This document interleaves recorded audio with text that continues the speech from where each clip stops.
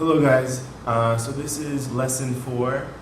It's part of our miscellaneous lesson, and we're dealing with a whole array of things that we just want to reiterate with today's lesson, and you'll see tomorrow as well.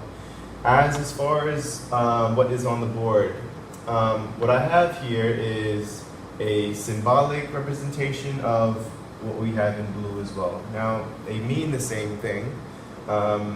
In some ways, you've seen both representations, but we want to reiterate as a group certain assumptions we can make about these two examples. Now, there could be many things many things we can assume or say about these two examples. Again, they mean the same thing. This has elements. This only has the symbolic form of what this is representing. So, one of the first things we can say is about these two examples is P intersection Q is a subset of P, okay? And we can do that over here as well. So P intersection Q is a subset of P. Okay, so basically what we're saying here is P intersection Q, what's involved in this set, it would be a subset of P. And again, if you want to see a real life example, what we have here is ED. Well, P intersection Q would be a subset of what we have already in P.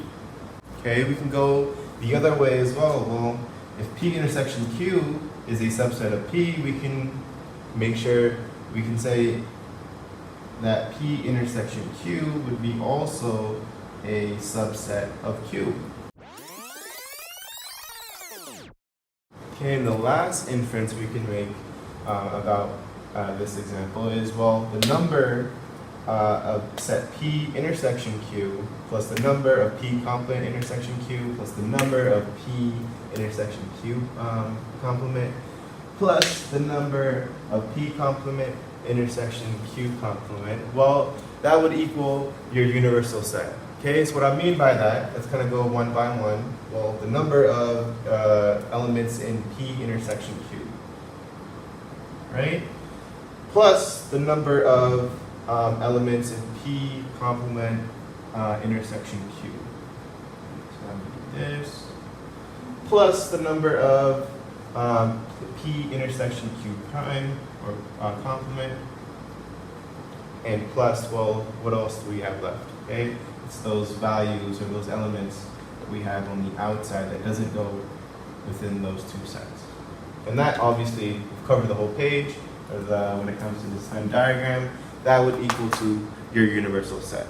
Okay, it works the same way with this example as well. Okay, so your universal set in this case would be A all the way to J. Okay, so what we're going to do is do the following problem, and I want you guys to work on this problem individually since it's a lot of what you've done before. So list the following elements in the following sets through A, B, and C. And you want to answer the following premise. So, what if A union with the intersection of B and C, and A union B with the intersection of C, well, considering these two following sets, would they be equal? So that's what you want to answer. All right, so considering the first set, what we want to say is set A. Well, set A is equal to a positive integer that is also a multiple of 3. So, as you know, this might go on, well, this is going on forever. So my multiples of 3, I'm using positive integers. Now this is going to go on forever, so dot, dot, dot. Let's go ahead and do, so that's the following set for set A, right, or the list for set A.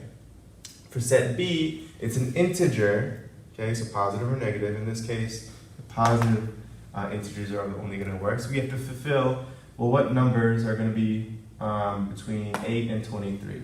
Okay, so set B is equal to the following numbers. Now, could 1 work? No. 2? No. 3 is it's going to fulfill that. 4, 5 is going to work. 6 is going to work. 7 is also going to work, and there we go. We have all the numbers for list B. All right. C, you should have set C is the following. So a multiple of 3 that is less than 15. Right? So a multiple of 3 that is less than 15, we'll start with 3. Again, multiples of 3, 6, 9, 12. And considering that this is not equal to 15, less than or equal, I have to end it there. And that's my list for C. Now, we're ready to answer this following prompt. Okay, given the fact that we have A, B, and C. All right, so I have my sets ready to go, A, B, and C. Now I've divided this up. Let's kind of do this one part at a time. So what happens when B intersects with C? What do they have in common? So 3 and 3. I have 6 and 6. Okay, well that's it. So 3 and 6. All right, so union A. Now union A, I have to consider the following elements. So 3, 6, 9, and 12. Okay, so when it comes to this, really 3 and 3, 6 and 6 being a shared element, including 9, 12, and so on and so forth, I am going to have 3, 6, 9, 12, and so on and so forth, because this does go on forever. So that's at least what I have on my left side. All right. With A union B, I have these following elements. So I have to consider everything. Remember what union is, right? I have to consider both what's in both sets. So what I have here is 3, 4, 5, 6, 7, and then 9 and 12. And so on and so forth. Because I do have to remember that this goes on forever. Okay? Now intersection with C. So intersection with these four. 3, 6, 9, and 12.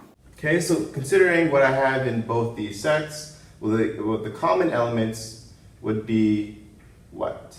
So that would be 3 and 3, 6 and 6, 9 and 9, and 12 and 12. Okay, so that's what they have in common. Now, consider everything. Okay, considering I have 3, 6, 9, 12, and it goes on forever, multiples of 3, and considering I only have 3, 6, 9, and 12 here, well, these would not be equal sets. Now, hopefully this video was quite short considering the length of the videos that you guys have been getting the last couple of days. Now we do want to end this class with a practice problem. This is 7A on page 27 in your textbook. So we'll see you guys tomorrow.